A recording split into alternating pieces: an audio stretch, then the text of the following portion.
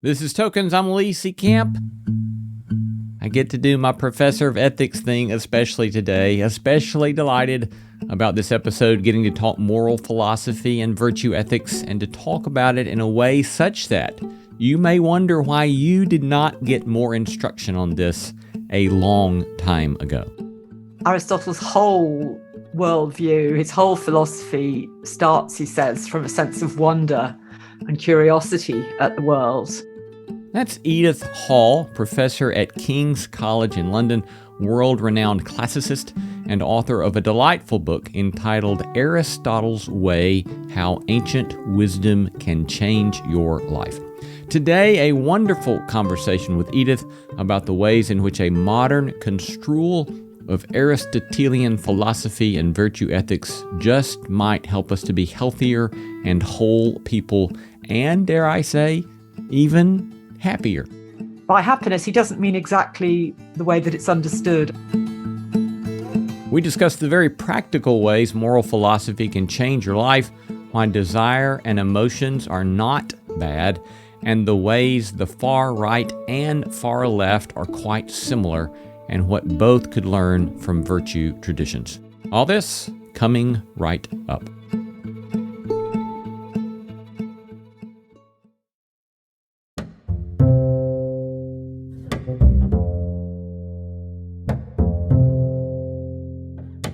Edith Hall is a world-renowned classicist, currently professor at King's College, London, having held numerous faculty positions, including Cambridge and Oxford. Her specialism is ancient Greek literature. Edith has now published 30 books, broadcasts frequently on radio and television, works as a consultant with professional theaters, lectures all over the world, and publishes widely in both academic and mainstream publications. Today, we're discussing her book, Aristotle's Way: How Ancient Wisdom Can Change Your Life. Welcome, Edith. Lovely to be here. Thank you for joining us from your home there in Cambridgeshire, and delightful to have you. As I think about one of the ways in which you are helping lay folks, we might say, come to an appreciation of Aristotle, it strikes me that you're trying to make the case that philosophy is grounded in both wonder and practicality, and holding two things together that oftentimes don't get held together. I think that's exactly right. Aristotle's whole worldview, his whole philosophy starts, he says, from a sense of wonder and curiosity at the world. The opening line of his book on metaphysics, the opening sentence is it's absolutely natural for human beings to wonder at the world and want to understand it. And he also thinks that's the mark of the human being. He thinks that that's what makes the human animal different from the other animals, is that we have this capacity for wonder, curiosity, and reason. And that is the human function, is to exercise those faculties of wonder and curiosity and reason. He thinks that by doing that, thinking about the world, thinking about anything in the world, you can think about biology, you can try to understand how bodies work and build up the skills and build up the knowledge and put it into practice. It's very similar, he thinks, doing philosophy to doing medicine. You learn your craft, you learn exactly how the body works. He thinks with philosophy, you learn how morals and ethics and the rules of life work, and you develop those as you go through life by practical application. So you actually assuage your curiosity and fulfill your sense of wonder by practical immersion in the nitty-gritty of everyday life. Yeah, and the practicalities that you develop in the book are so fascinating and so broad, and so diverse and holistic. So the practicalities ranging from decision making to politics, from sex and drink to justice, all encompassing holistic vision of life in which no stone needs to be left unturned in living a good life. Absolutely. In fact, you have to turn them over to see what's underneath. Yeah. And as well, then, driving this whole vision is the notion of happiness, right? That this is key to what it means to be human. Yes. His word for it is eudaimonia. So sometimes his ethics get called eudaimonic ethics. But by happiness, he doesn't mean exactly the way that it's understood, I think, in modern English. It's sometimes translated by philosophers living well, but that doesn't mean living well by eating a lot. It means living in a virtuous way and fulfilling your human potential. I actually like the old Latin translation is felicitas. And it is an English word, felicity, right? Yeah. Which means something a little bit different from happiness. The real way to understand it, though, is it's a verb. It's something you do. It's a way of life. It is not a state. It's not a psychological state that you achieve either temporarily, which is the way we tend to understand it, like having a happy meal or happy hour in the bar, or even permanently, because he doesn't think you can. He thinks you've got to remake it with every encounter that you have in life, with every situation. You have to remake it every day. So I like to see it as a verb, to live well, to do your best, to try to be the best version of yourself, because that will make you happy. In her book, Edith quotes John F. Kennedy on this point. Kennedy says that happiness is, quote, the full use of your powers along lines of excellence in a life affording scope, end quote. He's very well aware, Aristotle, that vast numbers of people in his world and our world today don't have that scope. The scope means sufficient opportunities and support, especially in childhood, to identify your potential and achieve it. And some of that is just down to luck. And he's extremely clear about that and recognizes his privilege as someone prosperous enough in a society where people did a very great deal of work and there were slaves, that he has got the freedom to exercise his full capacities along lines of excellence in a life according scope. And this then points us towards, you have, I guess early in the book, you talk about taking potential seriously and scoping out a telos for one's life. So could you kind of describe to us the notion of a telos and then how that leads to taking one's potential seriously? Yes. Well, Aristotle thinks that everything has a telos. That is the Greek for an end, but it doesn't just mean a conclusion. It means a purpose to be fulfilled. It's a cause. It's a reason why we're here. And he thinks that we've all got one. All human beings as babies have got the telos of becoming the potential.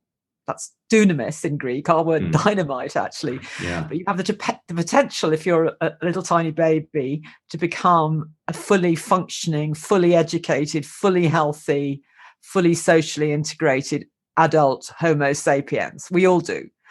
But then beyond that, we've all got our own telos, which is about, some people say teleology, some people say teleology. It's American English issue. Yeah. But we all have a different perfect ourselves we could be. So it might be that you are destined, we might say, to be a great teacher, a great parent, a great gardener, a great violinist, a great lawyer, a great cook, any of those things. And true happiness means really getting that identified early enough that you can focus on being as good at that as you possibly can be. And this is incredibly helpful advice, I think, for anybody either in education. Both you and I have been, educators. So we're dealing with trying to help young people find out what it is that they're really good at, or as a parent. Right. If people force destinies or a telos on their child that isn't their true one, then they're never going to be happy, because they're not going to be doing what they enjoy. And Aristotle's very clear that pleasure, this is very refreshing for people brought up in very puritanical or ascetic traditions, but pleasure is the best guide.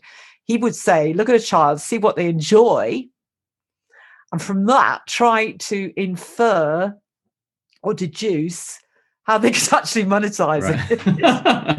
make a life that way. Right. But I mean, people like Bob Dylan has said he got paid for doing the one thing he loved. Right. And how lucky is that? I feel the same. I've got paid for researching and teaching. Yeah. How lucky is that? Right. If somebody had tried to make me a chartered accountant or anaesthetist, I'd have been miserable. Yeah. I might have been able to do it, but I wouldn't have been fulfilling my true potential. So I wouldn't have been good at it and I wouldn't have been happy. Yeah. So I think this is an incredibly positive and helpful concept.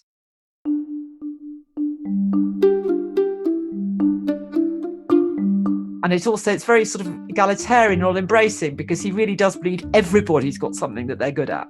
Right. Absolutely everybody. Yeah. And that a fully happy, functioning community is going to work because, I wouldn't say God, but that humans have been given such a variety of talents. Isn't that in itself wonderful that some of us are good at cooking, some of us are good at music, and some of us are good at driving cars? Isn't that fantastic?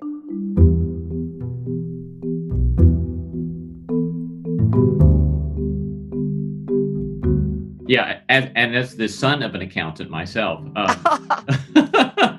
I've always been very deeply grateful for the ways in which my parents did precisely what you were just describing. Right. They looked for the things that brought me joy and then encouraged me in those things. Yeah. You have a line in that particular chapter where you say, "An unplanned life is indeed less worth living." And it strikes me as how it seems that too often education and or a consumerist life, consumerist goals that get set before us, encourage us to take the space to indeed plan a life. We might spend more time planning a vacation than we do planning our life, it seems to me. Absolutely. And I don't think that young people, I visit an awful lot of schools and colleges for 16 to 18-year-olds, because I think that's a crucial period, that young adulthood. And I'm always amazed and distressed by how little attention these young people have had paid to really thinking about what they want to do. Yeah. Then how to tailor the means and resources that they've got, right? You have to do that. We live in the real world. But then also really be encouraged to go for it. I mean, nobody ever lay on their deathbed regretting that they tried to do something and failed, I don't think. I think people are on their deathbeds regretting the things they didn't try that they should have done. Which is a beautiful way to reframe in the Christian tradition. We have the sins of commission and the sins of omission, and yet you point to the ways in which Aristotle has that same distinction, right? And it might be helpful before Christianity. Long before Christianity. And that here you have this notion of thinking of a failure of omission to construe that on your deathbed of what did I fail to do? Yeah. Put this thought of experiment of putting myself in that place and thinking, what did I fail to do? It's a terribly helpful practical exercise. Yes, I think so. Yeah. The one thing you've already begun to point to is that this notion of happiness does not mean that things always simply go well for oneself. Nor does it rule out the notion that one's life might be characterized by what we would characterize as sharp periods of suffering. But one could still have this sort of happiness, right? That Aristotle's pointing us to. Yes, it's tied in very much with his another concept of his, which is self-sufficiency. This is something that only you can do for yourself. This is something you have to take responsibility for. Right, you cannot expect someone else to present you with happiness. Yeah. So it's hard work, and it means being very adult, right, and taking charge.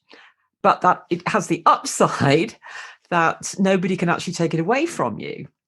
So that if you have got yourself to a point that you're quite sustaining and self-sufficient in the ways you produce good feelings inside yourself, then even if the worst happens and you're persecuted or prosecuted or imprisoned for something you didn't do, people can't take away your inner peace with yourself that you didn't actually do what they claimed you did. It can't. It's actually indestructible. And even absolutely terrible bad luck, and he's very, very sanguine about misfortune. He's very, very aware that bad luck is out there, and there's a lot of things people can't control about what happens to them. But he says that means that even if you are badly bereaved or something really shocking happens to you, you lose all your money, you've still got this inner peace of mind that you were trying to do your best. And I think that once I decided to give his ethics a real go, which was in my mid-20s, what I don't have is a huge burden ever of personal guilt, right? Because I make mistakes, but they are not intentional. Yeah. I can always, I know I've been trying to do my best. Yeah. Now that may sometimes lead to, as I say, we don't always get it right with what we've decided to do that we think's for the best, but I know I tried and wanted to do my best. And I think that being able to look yourself in the mirror every night or on your deathbed at your past, I know I talk about deathbeds a lot, but he did. He really did. That I'd be able to say, well, actually, there weren't many times when I wittingly did a bad thing. And that gives you an immense amount of freedom from a certain kind of mental torture. Yeah, I have found as a recovering legalist or moralist or perfectionist, I would say, which was very much induced in me, I think, inculcated in me by my faith tradition, that having the virtue traditions inform my thinking about living a good life has helped in significant ways let go of that inner beating of myself, beating up of myself, because and I love the fact that, and I want to move to this in just a moment, but I'll kind of preempt some of this conversation. I love the notion that any virtue has associated vices of excess and deficiency, and it may be that when I'm messing up, that may be a sign actually of growth, because it just points to the fact that I'm learning to do a particular virtue better. Yeah.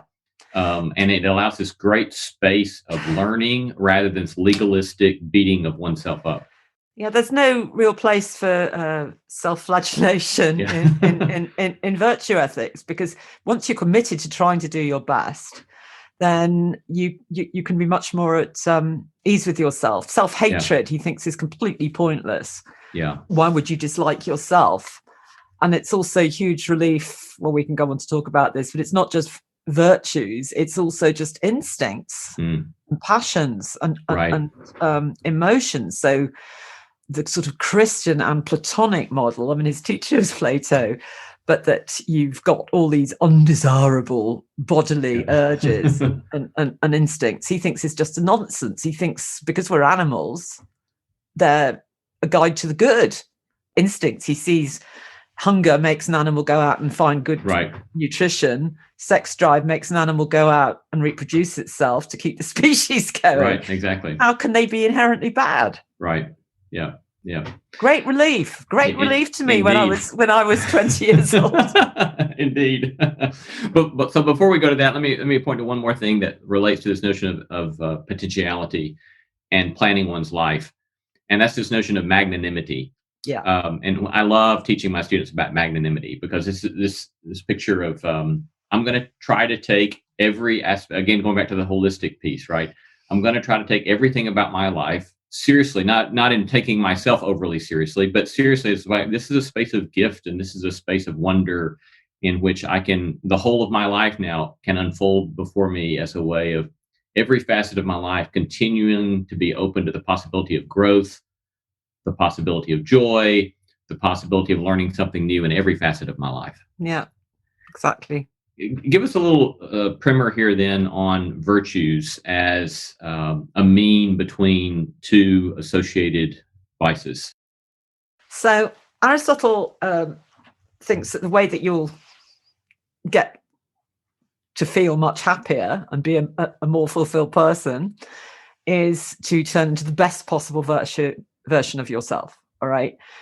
And that means identifying what are your inherent good points, the things you're good at morally, and the things that you're not. And he even gives a very helpful chart of these in his second big book on ethics, the Eudemian Ethics. The point about these is that you take any, I wouldn't even call it a virtue, but a characteristic, actually, just a characteristic of one's psyche. Let's take anger, okay? So if you're a Christian or a Platonist, then anger is a bad thing, which you're supposed to try and suppress. It's turn the other cheek. Or at least for some Christians, yeah. Yes. Quite. Yeah. But that's being meek and mild and being in control of yourself. Aristotle says, well, actually, that's not quite the case. Because somebody incapable of anger cannot, he thinks, be a proper moral agent. So you could take the example, if your child is bullied at school and you don't feel extremely angry about that, then you won't have the drive to get the child into the head teacher's office to ask who the bully is and what's going to be done about it. That's deficiency.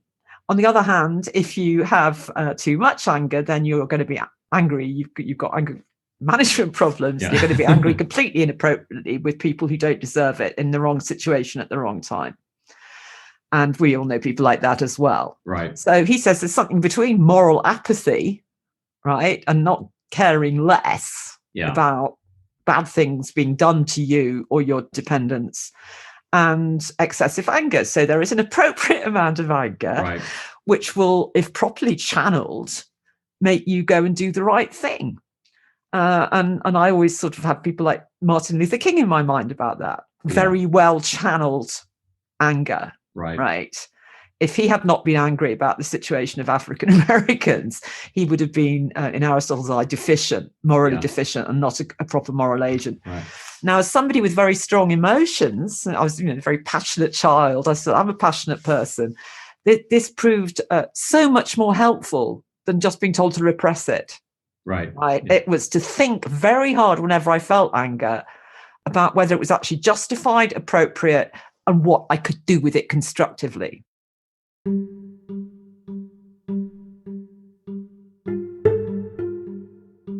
So you can take that for any instinct or any emotion. It's about getting it in the right level. This is so much. I think this is very much more 20. I think it's why Aristotle's so much more suited to the 21st century, because post-Freud, we've all learnt that actually instincts and drives and emotions aren't necessarily a bad thing, and to embrace our inner child, but just learn that we've got to be adult about appropriate contexts and degrees of expression of those emotions.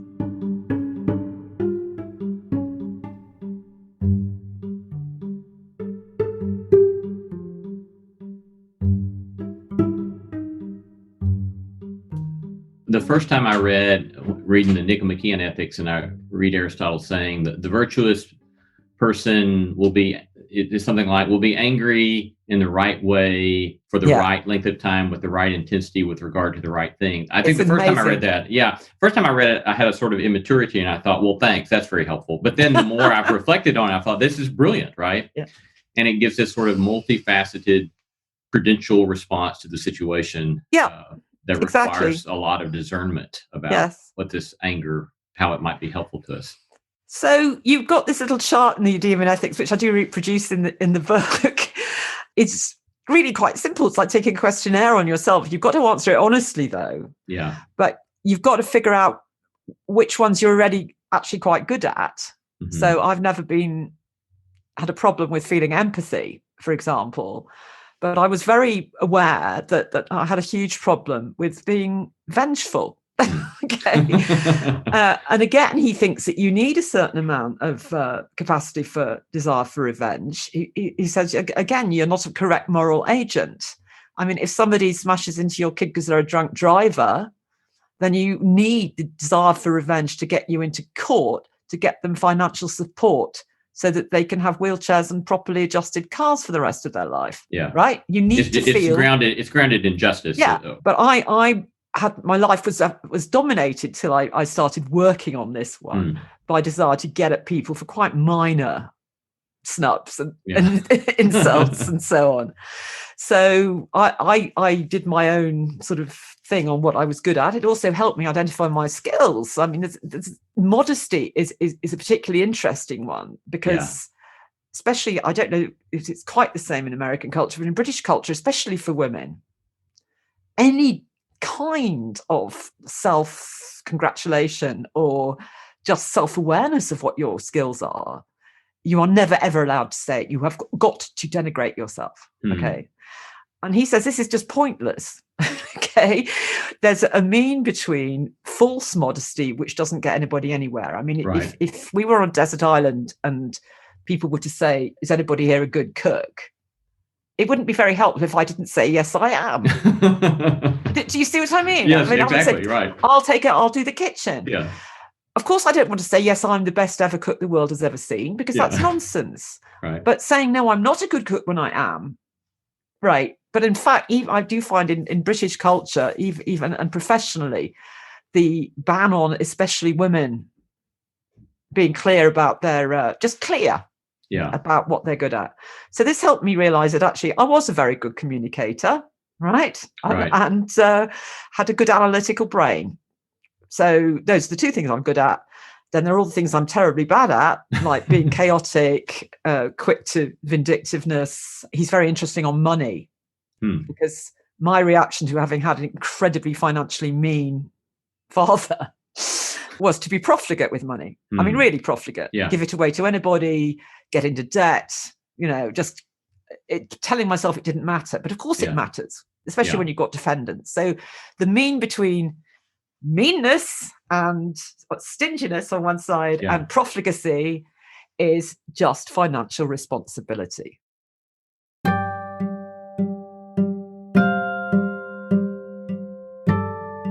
So everybody will have different things in Aristotle's list that they will recognize that they need to work on, or that they can actually be proud of and work to enhance and fulfill further. Yeah. But it's so much more humane and forgiving than most other monotheistic and Platonic, and indeed philosophical schools like Stoicism were very down on emotion. Yeah. So I think it's very, very unusually fitting for the 21st century.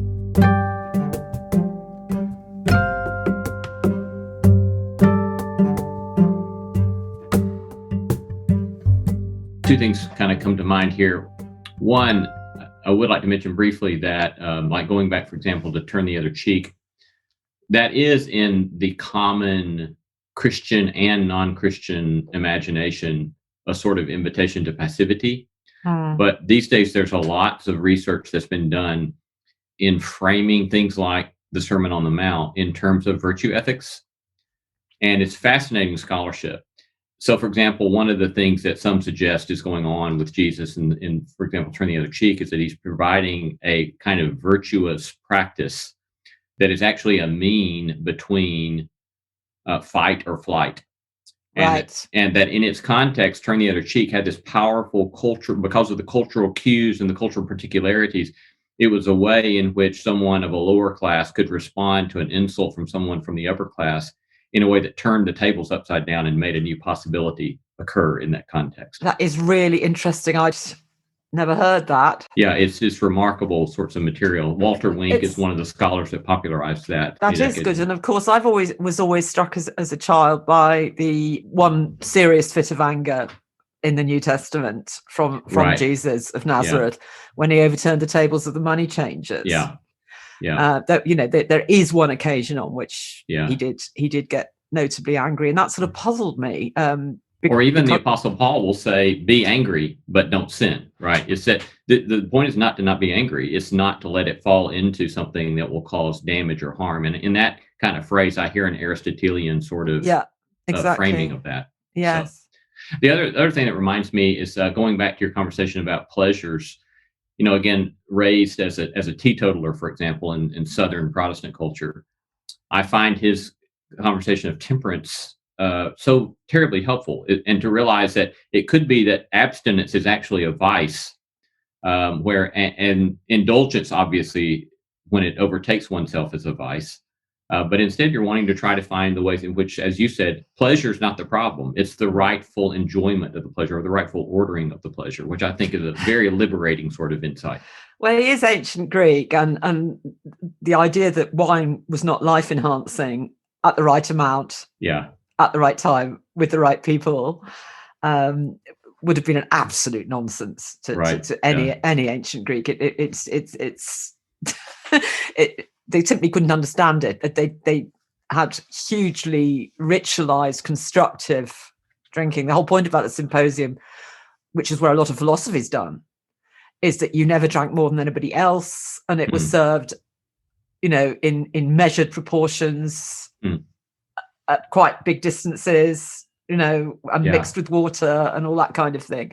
So it was the good things, the relaxation and the physical pleasure and the conviviality without the bad things. From what you know, have Europeans had any sort of similar hang-ups about something like alcohol as we Americans have had? Well, certainly amongst radical Protestants, yes. Okay, yeah. And all the European Muslims, of course. We have large numbers of very integrated Muslims, most of whom do adhere quite strictly to no alcohol, and that they're Europeans. So for a long time, it was very difficult to get alcohol on a Sunday, especially in Wales and Scotland with large non-conformist Protestant communities. Having said that, I hope I'm allowed to say this on an American radio station, that my view is that most of the really extreme Protestants went to America. Yeah. Yeah, thank you for that. We really appreciate y'all sending them over here. Exactly. I think the laissez-faire, the Anglican Church, by and large, which is your Episcopalian, yeah, right, which is the Church of England, is much more laissez-faire. It has been ever since 1689 when it became sort of official settlement. So we don't have exactly the same problems. I mean, I do remember when I first I had a job at Swarthmore in what turned out to be a dry county. Yeah. I mean, it was the day we arrived, we'd had a very long flight. We couldn't get a beer. We could not get a beer. And in the end, my husband actually drove to another state. He drove a state line just because we needed a beer after this horrible time in the airplane. And that was our introduction to. So I do completely understand it. But by and large, I think that the more extreme the Christian beliefs, the more likely they were to end up feeling persecuted and having to go to America.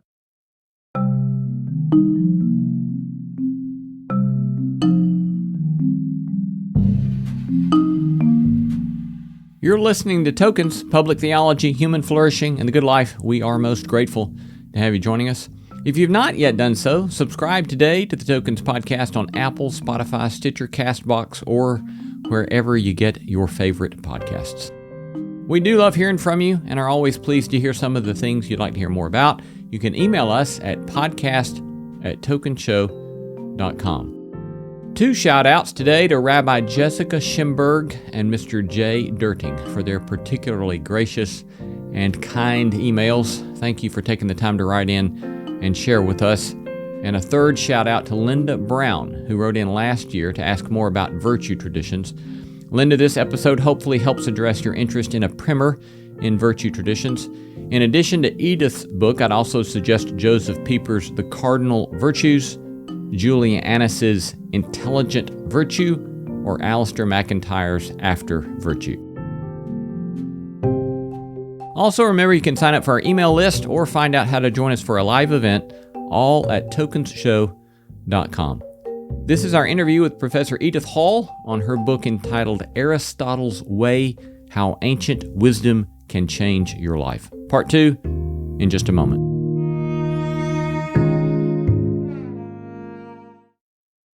Welcome back to Tokens and our interview with internationally renowned classicist Edith Hall on her book Aristotle's Way, How Ancient Wisdom Can Change Your Life. So speaking of another kind of Jewish and/or Christian construct, the notion of sin. In biblical Koine Greek, the word is hamartia that gets translated sin. And this obviously is a significant construct in Greco-Roman literature as well. But as I have learned a bit about the use of the word in let's say, virtue traditions, this kind of hamartia points to some sort of potential defect that can destroy a person. Is that right? I'm not sure about that. It may be later than Aristotle. In Aristotle, hamartia is very clear. It means making a mistake. Okay. An error. Which yeah. can be of judgment and therefore moral. It can be, you can take completely the wrong decision and do something decide to do something very unpleasant. But it's not a flaw. It was mistranslated as flaw, actually, interestingly, in the Renaissance. The metaphor comes from archery. I don't know if you knew that. To miss the mark, right? You miss the target altogether. The point about hamartia is hamartanein is the verb. You shoot your arrow and it doesn't even stick into the target. It goes completely off. So it's like a complete miss shot. So he uses it, for example, of Oedipus simply doesn't he makes a massive error of ignorance. He doesn't know who he is. So he ends up marrying his mother and killing his father and so on. But it's not actually the same as a long-term moral state. Okay. Yeah. It's instantiated in serial actions. Okay. Yeah. Very helpful. Let's talk a little bit about the kind of exemplars that Aristotle uses to kind of illustrate the moral life. Yes, he's got some favorite figures that he compares the person who's trying to learn to be an ethically good person, trying to learn virtue. One is the medical doctor, the physician. So Aristotle likes to compare learning to be virtuous with learning to be a doctor, a physician, or learning to be a musician or an architect or any one of these professions. So there are certain things that you have to analyze, certain actual skills you have to put together, and then you have to learn how to make them effective through continual practice. And then sooner or later, the beauty of this is if you put it into continual practice, right, a particular way of behaving towards other people. So, for example, smiling and saying good day when you meet people in the street, as opposed to scowling or spitting at them, it will become habitual. He's quite clear about this, that it may feel like terribly hard work at first, trying to do the right thing by people all the time in every encounter, but it becomes habitual. And I actually like the analogy there of driving a car. We drive geared cars in Europe. And when you first start learning a car, you have to think consciously every time, shall I go into first gear, second gear, third gear, fourth gear? After a few months of driving, you don't even think about it. It becomes habitual. Yeah. So as you acquire the skills and you actually study the nitty-gritty, the sort of architectural principles or the parts of the body or the parts of the soul, if it's ethics, your virtues, you then have to go out and dry run them the whole time with every encounter that you have with people. And through that, you will learn practical wisdom. We all know that people do tend to acquire wisdom with experience. And one of the sad things about our society is we don't tend to recognize how much old people know, how much they've been around the block. But it will also become much more habitual. My own example of that was my parents didn't. When I said smile at people in the street, well, actually, my parents were very, 1950s, 1960s parent. They did not smile if you went to them as a child to ask for help. You tended to get scowls, like, what do you want, sort of thing. And I was traumatized by this. Yeah. So I swore with my kids that I would put whatever I was doing down if they came to me, switch off the radio or TV and say, how can I help you, darling? Right? So that they always felt they could come to me. Right. Now, I went so overboard with this that my daughters actually laugh about it. They say it was sort of so extreme. But in fact, I do believe they have never felt a single hesitation about bothering me. Yeah. And that's how I like it. I want them to feel they can always come to me if they need to. Yeah. And that did become habitual. When I first started doing it, I had to think, smile, when you really wanted them to go away because you were watching TV or whatever. But I really do think I have largely managed to be welcoming when my children have asked to see me or talk to me. Yeah. One of the things I love about that depiction of the moral life and the comparison to musicians or any other craftsman or the physician or the architect and so forth is that it's the beautiful picture it gives of liberty or to freedom. Obviously there's a sort of real good to a liberty construed in terms of freedom from burdens and freedom constraints or freedom from tyranny. Those are true political goods. But there's this other sort of liberty that comes on the other, as I say to my students, it comes on the other side of discipline, right? It's this submission to a craft. And through a submission to a craft over a lifetime, one becomes capable of doing something that mere so-called mere mortals could not do. Well, I don't think anybody's ever sort of finished and final great-souled man, magnanimous man. Yeah.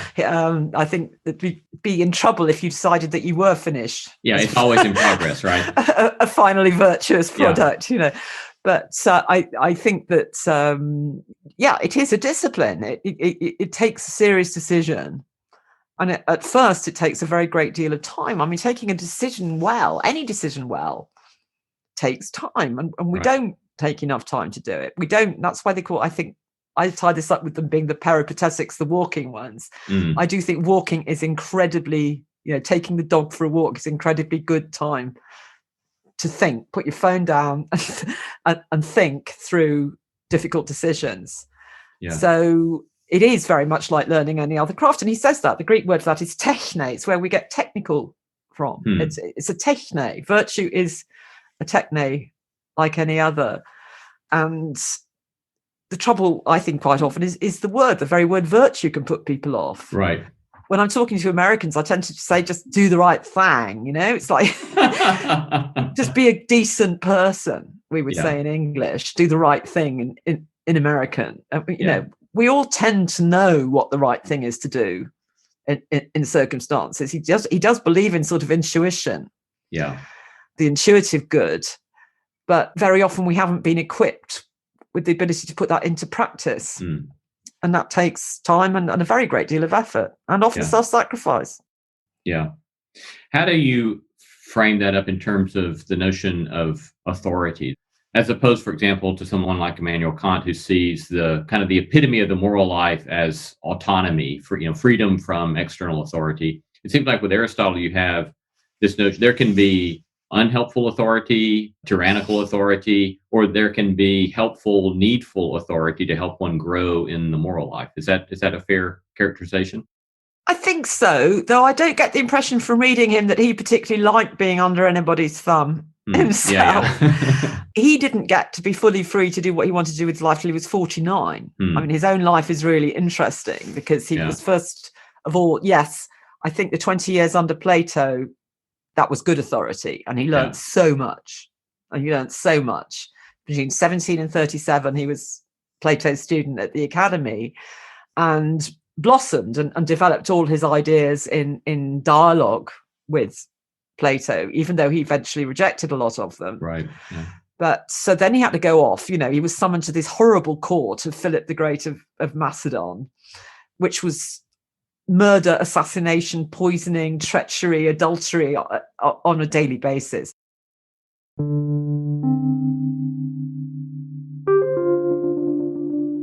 I sometimes wonder how he survived. As soon as Philip was assassinated, went off to Asia, at 49 years old, he finally got himself to Athens, set up his own university the way he wanted it, the Lyceum. So I think his actual own life is a very good model of how you don't sort of give up, but nor do you lose sight of your true goal. Right. But there was a kind of authority at the Lyceum in that they had to sign up to a particular way of life and a particular program, that they were all committed to education and research and so on. I don't think authority is quite the right word. It's more that you submit yourself, to your own best self, and don't let transient temptations derail you. Continuing to keep your eye on that, your own telos. Yeah. Continue to facilitate the growth of those things in yourself toward that end. Exactly. Yeah. And he's quite interesting that actually, one of the most interesting things is adultery, because all ancient Greek men were allowed to commit adultery. They had ample opportunities for it outside the house, with people of either sex. And it wasn't even particularly criticised, provided you didn't bring it home to your front door. And he says, no, it's absolutely not all right. And the reason why it isn't all right isn't because, sex is bad. He thinks sex is great, but because it destabilizes trust in your foundational relationship, which will make you unhappy as well as the other person. Yeah, right. So because that trust of that foundational relationship, and he thinks that all of society builds up from the pair, the couple, then you inject this toxic dose of distrust, which destabilizes absolutely everything. And I found this, it's certainly made me never be strayed by the wayside. What is the point of a transient pleasure if it wrecks the really great building block of happiness? There's just no point at all. There's no comparison between the happiness that each of those will give you. How do you, as a woman, deal with Aristotle's treatment of women and slaves? Okay. Politics Book 1. Aristotle genuinely believes, as did everybody else in antiquity, practically everybody else in antiquity, that women were in every way intellectually and morally inferior to men. Strangely, he partly thought that because he looked at the animal world and he saw difference in size and so on. And because he's very clear that man is humans are animals, he drew that inference. He also argued that slavery, if it was of non-Greeks, and he did definitely think that some people from non-Greek cultures were inferior intellectually and therefore probably morally, because the two go together for him. And he did not agree with those people there were a very few who wanted to abolish slavery on the ground that it was against human nature. This is what I say to him, okay? So I point out that the whole of the politics actually insists, and I've thought about this an awful lot lately with the American political situation, that the Constitution must be eternally open to revision in the light of, this goes with his whole concepts about deliberation, right? Either new information or a persuasive argument, okay?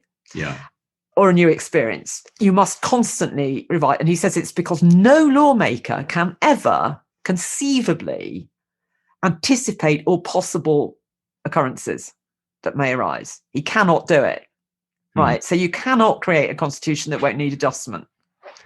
And he actually cites, he's done research on 200 different Greek city-states.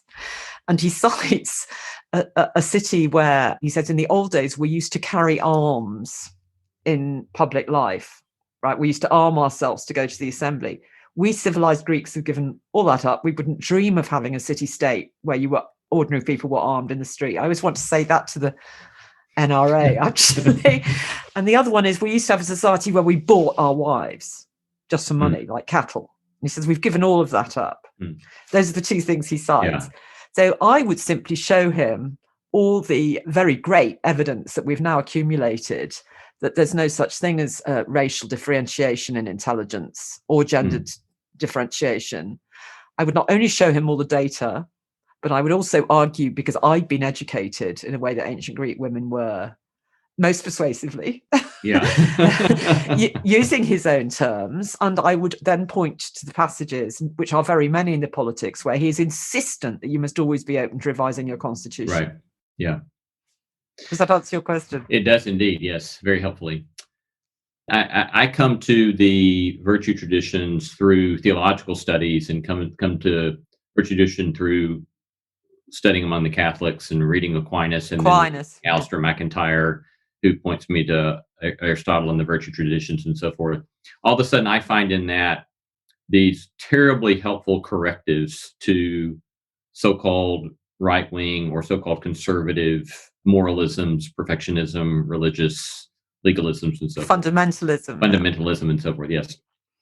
But increasingly, as I watch the far left in American context, I'm also seeing parallels in the far left that look a lot like what I saw in the far right growing up, and what you can still see in the far right.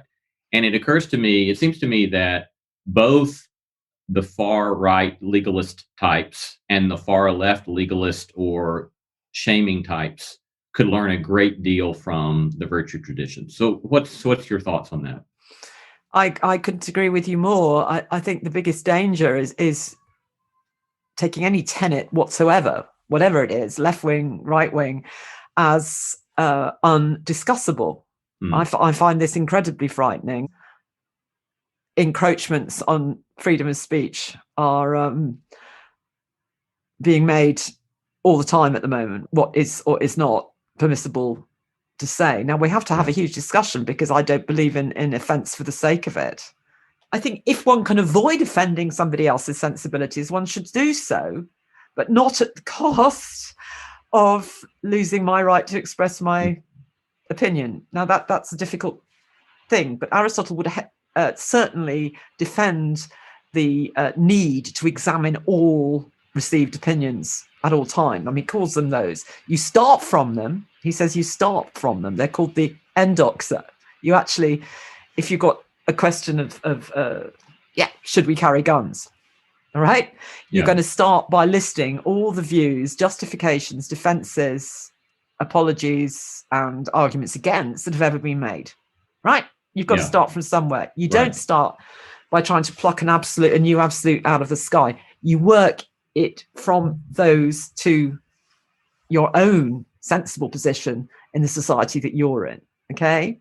So just the very idea that you cannot examine any tenet is completely it would be outrageous to him. That's the whole point of being a philosopher, is that you've got to examine why we assume things. I know these things are incredibly difficult and tense at the moment. They are on British campuses. There's been a lot of deplatforming of one kind or another going on. And it's quite difficult, because I regard myself as fiscally very left-wing, but morally and socially very liberal. And that's not actually something you often find, if you see what I mean. People tend to sign up to a whole bag of beliefs, which means they've got to take on the whole thing. Right. And I don't want to do that. I want to examine every single one on its own merits.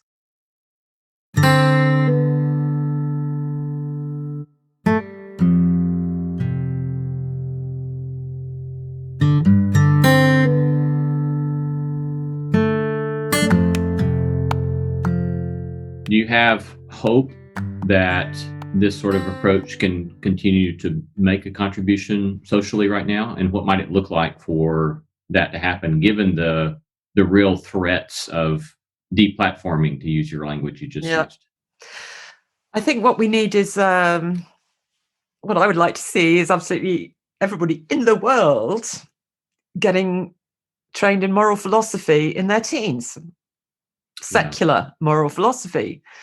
Secular because you can accommodate mild versions of any religion to virtue ethics, right? I have many Catholic friends who are also Aristotelians. Many. I have a Zoroastrian friend who is an Aristotelian. That is perfectly possible. But what I think we don't have enough of is people actually learning the techne, as we said, of moral philosophy at school. And I find that I go to schools to talk about it constantly, and they are so thirsty for it. Right. They are so thirsty. When I say I can teach you Aristotle's 9-point plan for taking a decision to your own best interest, how to make a decision. Nobody has ever done that with them before. They have never done it before. Quick note here, our producer Jacob Lewis asked me what these practices are for making wise decisions. Thought you also might want to hear the 8 practices from Aristotle that Edith discusses in her book. Number 1, don't get in a hurry. Don't deliberate in haste.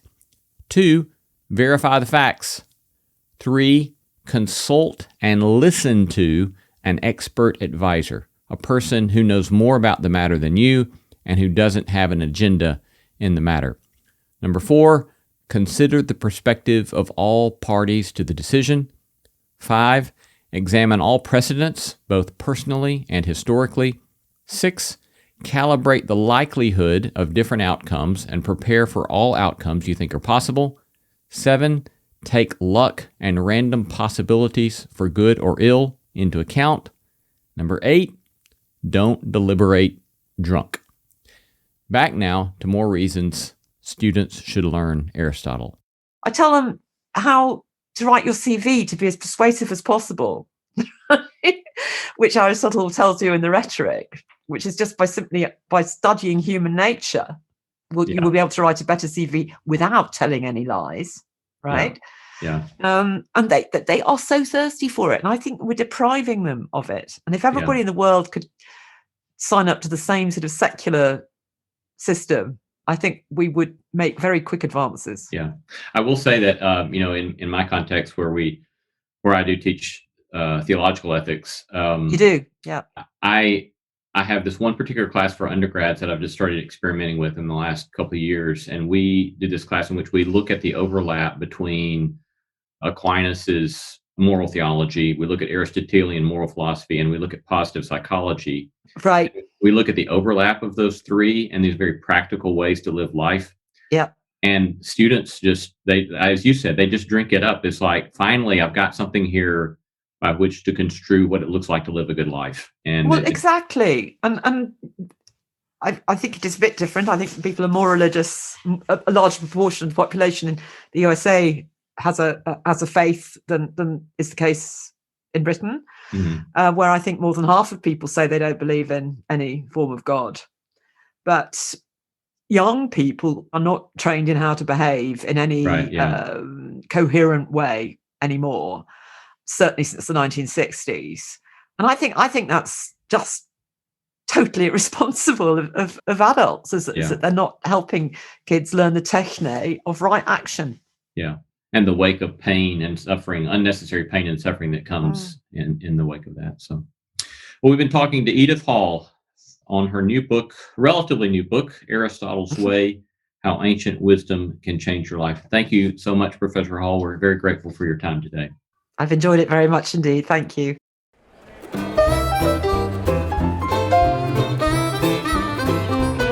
You've been listening to Tokens, Public Theology, Human Flourishing, the Good Life. If you'd like to hear more about the practicality and beauty of a life of virtue, check out Season 4's episode with Dr. Andre Churchwell. If you'd like to hear more about the Sermon on the Mount, then check out our recent episode with A.J. Levine. Remember, you can subscribe to our podcast on Apple, Spotify, Stitcher, CastBox, or wherever you get your favorite podcasts. If you've got feedback, we'd love to hear from you. Email us, text, or attach a voice memo, and send to the address podcast@tokensshow.com. We'd also be very grateful if you'd go over to your podcast platform and give us a very kind 5-star review. It helps us spread the word about Token Show and get it out to more folks. Our thanks to all the stellar team that makes this podcast possible. Executive producer and manager Christy Bragg of Bragg Management, co-producer Jacob Lewis of Great Feeling Studios, associate producers Ashley Bain and Tom Anderson, engineer Carriot Harmon, music beds by Zach and Maggie White, and Blue Dot Sessions. Thanks for listening, and peace be unto thee.